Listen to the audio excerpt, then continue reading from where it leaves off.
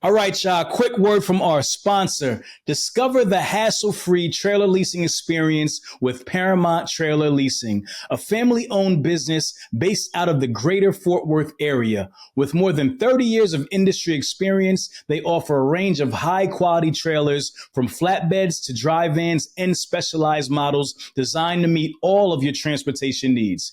Enjoy flexible lease terms, competitive rates, and a same-day simple leasing process that requires no credit checks and guarantees trailers with no recap tires.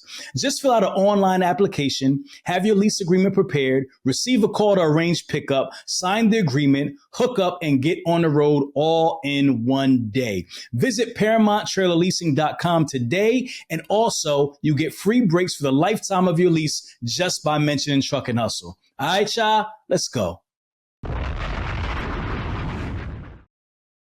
So, how do you find customers? How do you connect with these dealerships, and how do you build relationships with them to be able to broker their freight ultimately? I would say two different sides of the business benefit each other because every time deliver the cars for someone as a carrier, I try to make a good relationship immediately, instantly. So I call them and say, "Hey, here it is. I mean, we are the shipping company. We can ship the cars for you. Anytime you need to move the car in the same direction, just call me back. Let me know." Yeah, they call you for the same direction. Let's remember the same example with the New York to Texas. So let's say the same dealer is buying the same cars on the same route. So you have a trucks there. That one day he decides to buy the vehicle in California. And he says, "Hey, I have a car in California. Do you have a trucks there?" And I would say, "I don't have a trucks, but I can, organize everything for you. I can find a truck for you as a broker. I do my own fees. I have my own fees on it. It's going to be this much, but I'll take care of it. Since they already work with me, they trust me. They rather pay a little extra for me with my fees for me to find them a good carrier. And as the carrier, I know what kind of qualities good carrier should have, and I can find really good carrier, not just someone from the street, but being in the industry for over 10 years. Now a lot of carriers who come to me and call me, I know them, most of them personally. I know most of them, maybe not personal, but at least we made they moved the cars for me, or somehow we collaborated before. Is there ever any type of conflict of interest working with the carriers and also being a broker? I haven't been in any before. There might be, I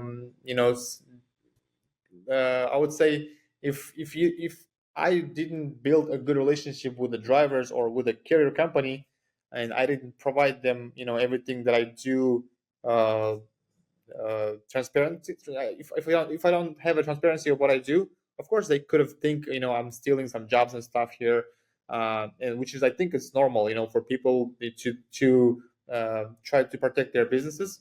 But since I'm very transparent with every customer that I work, I'm telling them what I do, how many carriers I have, how many trucks I have, and I don't hide that. I try to build a good relationship with each owner of each carrier company that I work with. I even travel to them. We go somewhere, we go to conferences, we go. Like literally, recently, last week I was on a birthday. It was one of the owners of the trucking companies that I work with, that we partner. So we build a good relationship, and since we have that relationship, that helps me to avoid those conflicts. Got you. Talk to me about pricing as a broker. Are there like industry standards when it comes to price?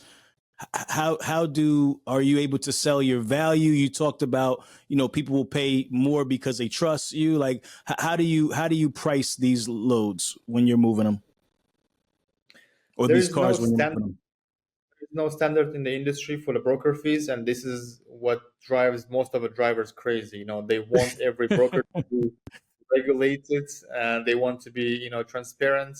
Of course, I mean, there's some broker fees that could be very small, and there's enormous amount of broker fees. Sometimes you can see, they do more than even trucking companies do. So it all depends on how you sell it. That's why, even when there's some certain situations when drivers deliver cars to private customer, and they have a conversation with the customer, right? They can just ask how much you paid for the transport. The customer could have told, I paid 2,000, and the driver got paid 1,200, and that drives the driver nuts, right? And he For calls me, sure.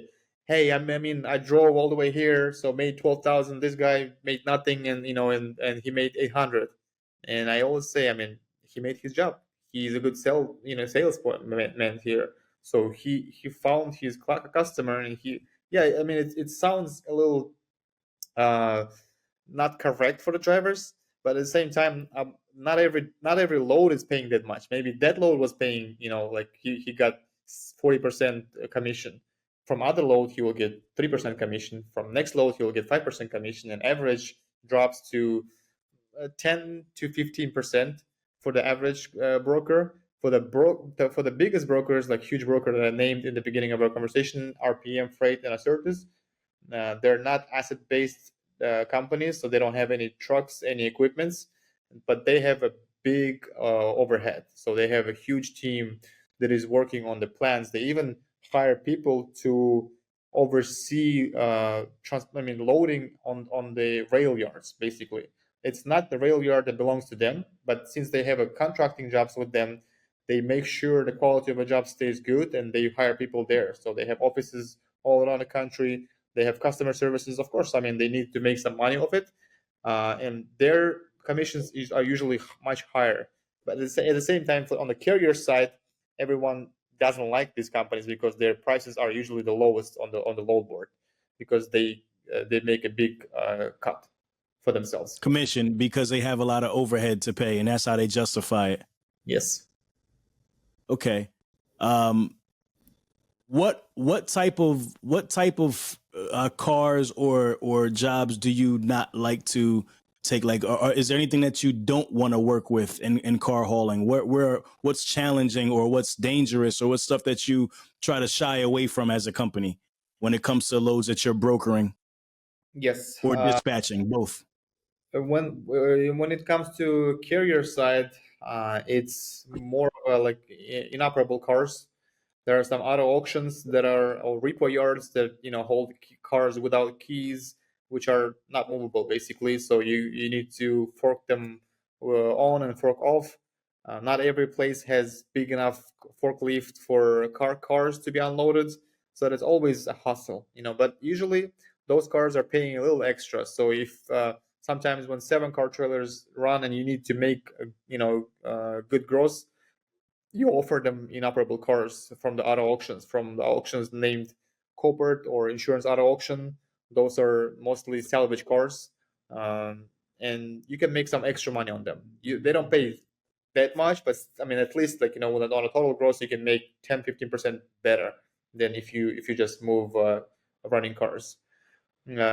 In terms of broker, I don't hesitate any job as of now. I would say maybe I'm not that big enough, to say that I don't like certain jobs, but I would say mm, I'm taking everything that is coming my end.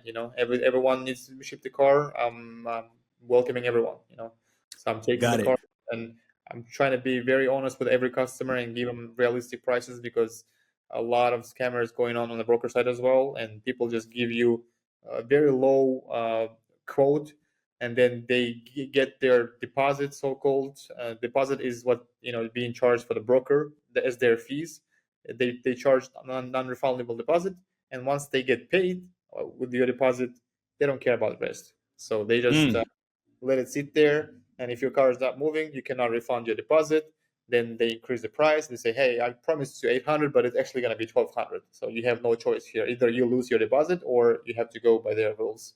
That's why I try to be very Wow. transparent with the customer, give them the price up front. Most of them are, oh, this is expensive. They gave me, I receive online quotes for, like, less than yours. I said, yeah, I mean, but I'm educating customers, saying that might not be the final quote, final price. With me, you're getting, absolutely correct pricing. What are the responsibilities of you as a broker, like in terms of like compliance and insurance and stuff like that? Like, what are your responsibilities when you accept a load to broker? Yes. As a broker, basically your responsibility is to confirm and make sure carrier has legit and good insurance, which is the most important part, because there are some carriers that have expired insurances. There are some carriers has insurances, but the insurance companies are with a very low ratings. There are some ratings on for the insurance companies A, B, C. So if something is below C or B minus, I try to avoid those insurance companies and the carriers who work with those insurance companies. And I'm not alone in that opinion. Many huge brokers, I mean, they don't work with certain companies that carry insurances with certain carriers.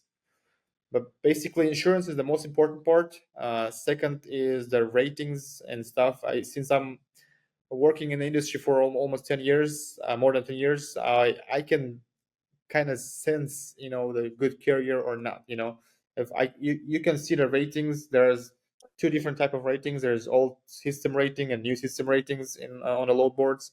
So you can see it. You can see who are the owners, by the first names and last names. You can see the locations, addresses, if they actually have the real office or virtual office.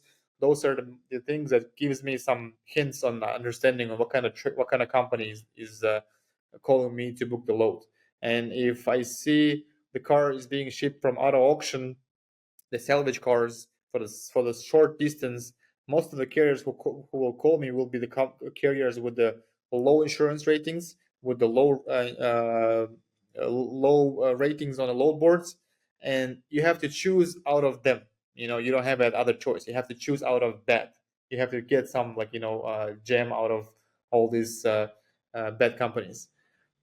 When it comes to more expensive cars, especially when it comes to the enclosed type of shipping for like luxury cars, there, I mean, I don't do any bad ratings. I make sure, even if it's, I mean, I don't get move it. I call the customer and I say, hey, we have to raise the price. I mean, I have few offers. Again, I'm being very transparent with customers. Well, I have few offers from the carriers. They want to move it for this price. You could have saved, like, a couple $100, but I mean, the ratings are low, insurance is not good. If something happens, I don't want this to be, if I was you, I wouldn't ship it with them. I would probably pay extra. You're not paying me, you're just paying for a better quality service. Let's do that and move on. And most of my customers, when they hear to me, and most of my customers are returning customers, repeat customers, and they trust me. Some customers don't even ask me the quote. They just send me the car, say, hey, ship it, and I just send them the final quote. I say, hey, here's the dates, pick up this day, deliver this day, driver is going to be this one, dispatcher is here, and the price is here. So, and they already trust me. They know, I'm trying my best here. So the quality of the carrier is the first responsibility, and carrier and insurance is first responsibility of the broker. All right, y'all. Listen, I'm happy to announce that we finally launched our YouTube memberships. Listen, if you want to support Truck and Hustle for all the hard work that we've been doing over the past 5 years, this is where you need to be. As a part of our memberships, number one, you'll get exclusive access to all of our archive content. Number two, we'll be doing at least one live webinar with one of the guests or somebody else from our network that you love to continue to add value to you and your business. Third, we'll be having exclusive behind the scenes content that we shoot and doesn't, make the final cut. So make sure you go check it out. Get that subscription right now and join us, man. TNH forever. Let's go. All right, guys, if you love Truck and Hustle and you love the interviews and the information that we're providing week to week, make sure you like, share, and subscribe to the channel. All right, Hustle fam.